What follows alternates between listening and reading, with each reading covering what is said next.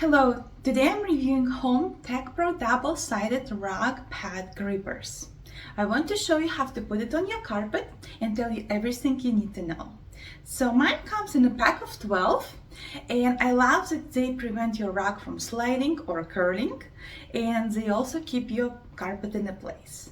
They're removable and also reusable and could be put on hardwood, wood, laminate, concrete, marble, vinyl, or any other hard, smooth floors. And another point I love about them is that they could be cut in different shapes as needed.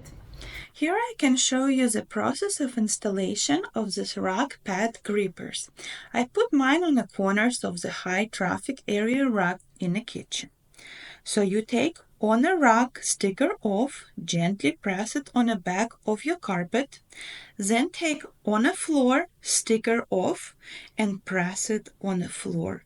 The whole installation takes less than a minute. I love these grippers.